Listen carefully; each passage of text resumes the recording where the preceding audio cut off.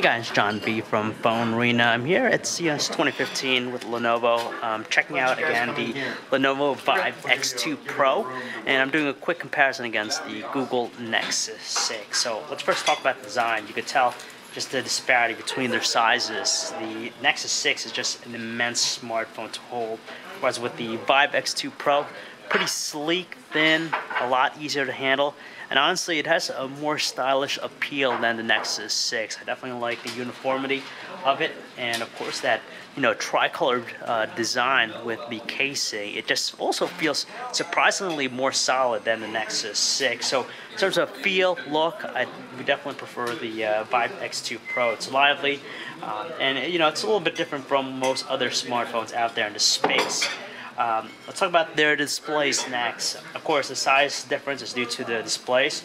You have a 5.3-inch 1080p IPS display in the Vibe X2 Pro versus the larger 6-inch Quad HD display in the Nexus 6. So, you get the higher resolution with the Nexus 6, but quite frankly, honestly, when we're looking at the two handsets from a normal distance, it's really tough to tell them apart. And honestly, 1080p is more than sufficient for any display, especially at 5.3 inches.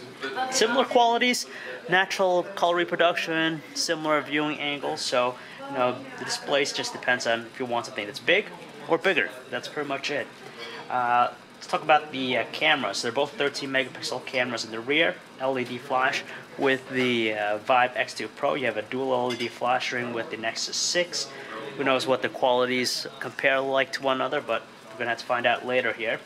The Nexus 6, of course, powered by Qualcomm's most up-to-date processor, Qualcomm Snapdragon 805 chipset with 3 GB of RAM. The Vibe X2 Pro is actually powered by a octa-core 64-bit based Qualcomm Snapdragon 615 processor, and it's coupled with 2 GB of RAM. And honestly, they're both pretty snappy with their responses. Just navigating across the home screen, pretty similar with that. And of course, it comes down to their core experiences. We have stock Android 5.0 Lollipop with the Nexus 6, and you only have Android 4.4 KitKat with the Vibe X2 Pro with the new Vibe UI 2.0.